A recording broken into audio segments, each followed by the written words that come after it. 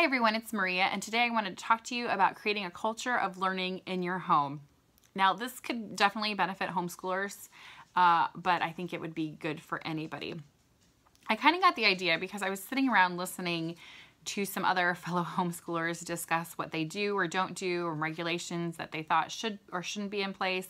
And I just kind of kept my mouth shut, which, sometimes I do, and listened for a while. And what I really noticed was the anxiety that they had about doing the right thing and for their kids. And I think anybody who is a parent has that idea of am I doing the right thing?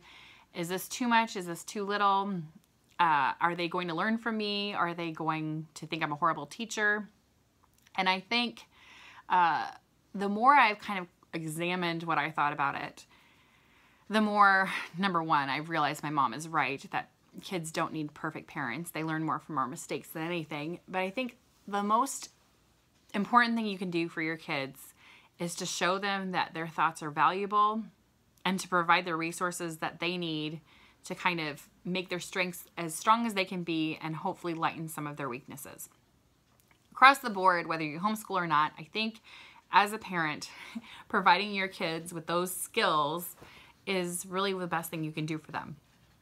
A lot of times we think of kids as like a product of a recipe, where if I put in enough compassion and caring, and I throw in some patience, and maybe if I, provide all of Shakespeare for them to listen to, and maybe I read to them every night, or we do a science experiment here and there, or we go on a trip to 5 places a year, or whatever you're telling yourself that's what you need to make a good kid, whether it's the right tools, the right curriculum, the right supplies, the right puzzles, the right picture books, any of that stuff that we tell ourselves.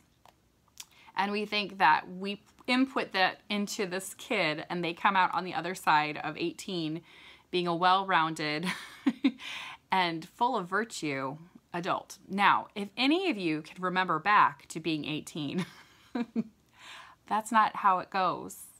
There were things that I'm sure my parents tried to teach me that I didn't get for a very long time, probably not even until I became a parent, or still having problems with.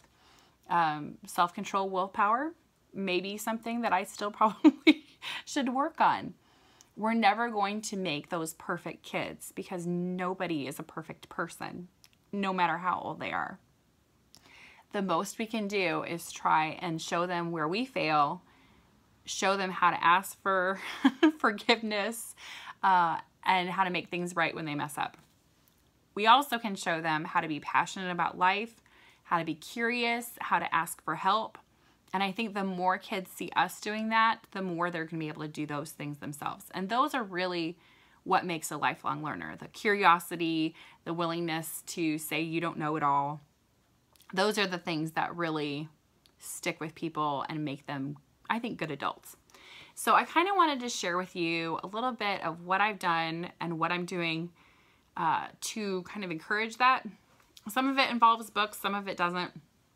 Hopefully take what you can away from this, and I would love to know in the comments what you think about anything that I've said, because it's kind of a jumbly video, maybe, at least I feel like it. I'm trying to kind of encourage you to not look at a curriculum and hope for the perfect one. There's no such thing. I don't want you to look at a book list of the books your child should read before they're 18 and think, well, that's complete, because not all the books have been written yet either. You're never going to have the perfect plan or the perfect set of supplies or books or curriculum or any of that stuff. I just want you to know that whatever you're doing and whatever you decide to do is enough for what your kid needs. Like, if you feel like you need to do more, that's okay. Like, work on making it a little bit better, but don't feel the pressure to be perfect, because that's crap. So the first thing I wanted to tell you is I have 3 very different kids, like completely different. They're happy and excited about some of the same things.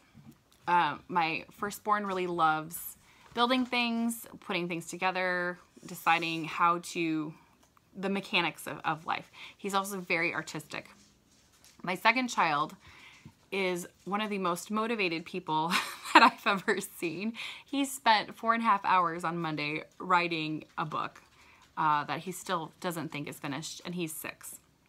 He's also very motivated with money and saving things up. That's just who he is. He's a planner. He's also puts a lot of pressure on himself. So I have to kind of make sure that's not too bad. Then I have my 2-year-old who we're still kind of figuring out. And she's a bookworm, I think, at heart, but she's also an adventurer and loves outside. All 3 of my kids really live outside. So that's one thing that we've tried to incorporate into life, especially homeschool. I'm trying to get better about taking them outside for school when I can, because honestly, everybody's happier when we're outside. So that's the first thing, is figure out what kind of environments make your children thrive. And I think a lot of times, honestly, nature is one thing. Even I need to do better about, even if I didn't have kids. Another thing is to use humor. So my firstborn had some vision issues. It took us a while to realize that he needed glasses, which is difficult in itself. He really, the first time we took him home after getting his new glasses, he said, "Mommy, I didn't realize the dandelions were yellow." And I was just like floored that I didn't realize how blind he was. So reading was a slow start for him. He loves all my kids love being read to, but doing it himself was a little nerve-wracking. And so I do a lot of read-alouds with things that I think they'll find funny. For example, the Twits Roll doll is classic for gross humor. And so I think anytime you have a kid who might like fart jokes or whatever else, picking up some Roald Dahl and reading it out loud, and not just saying we're going to do our read aloud now, but just picking it up and reading out loud and laughing, or even picking up a funny book yourself and reading out loud. My kids so many times have heard me reading and laughing out loud and asking, "Well, Mom, what's funny?" And then they understand that literature has humor, it has fun, and that it's pleasurable. So I think that's one thing. This book actually, The Mischief Ends. Now, William Joyce, if you haven't seen him before, he does a lot of really fun but beautifully illustrated picture books about some of like the childhood fantasy characters we have, like the Sandman and the Tooth Fairy. The Mischief Ends book is actually a book about all the little creatures that steal the socks out of your dryer and take the last bit of toilet paper off the roll. And my eldest, who, like I said before, is more reluctant, actually spent time studying this book, making jokes about it, referencing it in everyday conversation. He even made a chart, I think, of all the different mischief ends he thought must be in our house because of the different things happening. And I think that was just such a lovely thing, because I wouldn't normally pick up, I mean, yes, it's beautiful illustrated, probably is what tipped me over the line. But I made sure that I put it out several times, read some of it out loud so that he could see it and kind of get hooked. I think as a parent, you are like a dealer. You have to figure out what will get your kid hooked on life and passion and curiosity and reading. And then you just kind of bait them and then reel them in.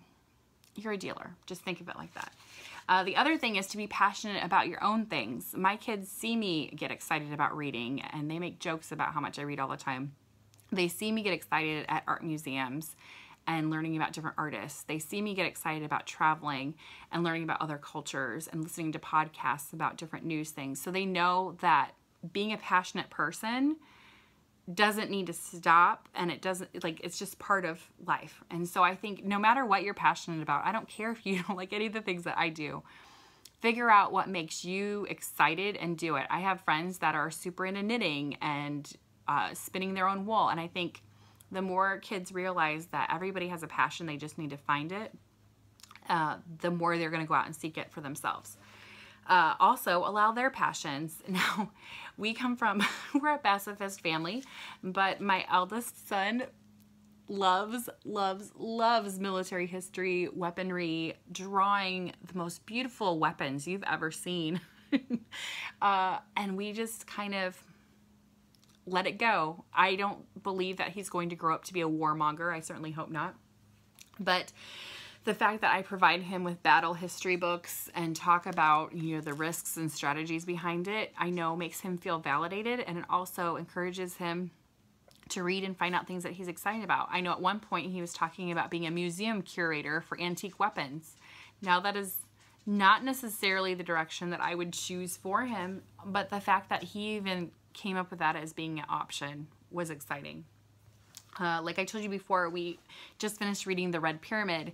So one of the things that I have been doing every time I go to the library is picking up Egypt books.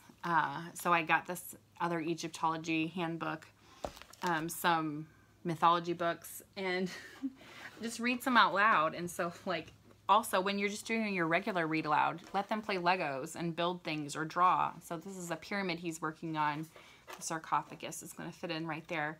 And so I think sometimes we feel like because we have this idea of what school is or what children should be paying attention and sitting still, so we demand that for them. And honestly, especially at 8 and 6, they're not going to sit still and listen. And even when I'm listening to the sermon at our church, I'm painting and I'm drawing along with it to help me focus. They've done plenty of research to show that when you are doing something with your hands, you're actually retaining more than you might if you didn't.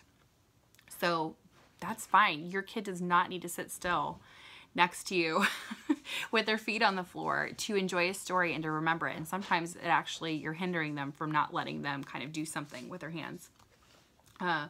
Also, like drawing books. If you have an artist in the family, and there's so many different history, geography, science drawing books you can pick up. This one happens to be Moana, so I knew, again, that he would be baited by that. Also, keeping around a lot of blank books. Now, this I really wanted to show you. This is my middle child. He's 6, and he is writing a chapter book. So he found this notebook out and said, "Hey, Mom, do you mind if I use all this?" I said, "No, go for it." So he actually has up until, let's see, it is half full. He started this on Monday. Look at all he has the table of contents here with all the chapter names. There's introduction, he had me help spell. Chapter 3, the house. Chapter 4, the boat. Chapter 5, the magic. He has all these different things. Hot Dog and Cookie are his favorite protagonists. You can see there's Hot Dog and there's Cookie. And I love it. And instead of picking out spelling errors or neat handwriting, find something you like about what they're writing and praise them for it. They're not going to do things perfectly. That's okay. I feel like sometimes we, again, expect this finished product. That's not going to happen. So you figure out what you can do to encourage it forward. He was really excited because today at Library Storytime, he had been telling the librarians that he was writing a book on Tuesday when we went. And so he brought it in for them to see, and they were just so excited to see the work that he was doing. So again, let your kids share the work that they're doing is so important, especially if you homeschool. They don't have that classroom audience. And so I told him we would make copies of his book and hand it out to his family and friends. He's our money guy, so he's talking about selling it. We'll see how that goes. My eldest has really enjoyed watching my YouTube videos, and so he has started filming videos of when we do science experiments, or he's working on building a boat in the backyard. So he had me film him talking about that. And so those are things you can post on Facebook or email off to people, and they can get feedback from admirers and encouraging them. I think that's really an exciting thing you can do. Provide them with lots of blank resources, whether it's blank books. I have a tray of lined paper, unlined paper, and cardstock, so they know, and a stapler, so they know they can go to town building whatever they need to, or making blank books. We have plenty of sticks and bricks in the backyard that they can construct things with. I think sometimes when you give them a plan, they're going to come up with a way better plan if you just let them go by themselves.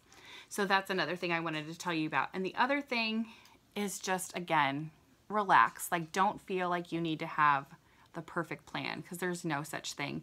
I feel like a lot of people, especially new homeschoolers, think that there's, what box curriculum do you use, or what books do you use? And honestly, we have some, like I use Story of the World as probably the most box thing that I use. And I still am pretty free flowing with that because I like to have some flexibility to give my kids space to wiggle and do what catches their fancy. So even though in history right now we studied Peter the Great today, there's plenty of time for Egypt on the side.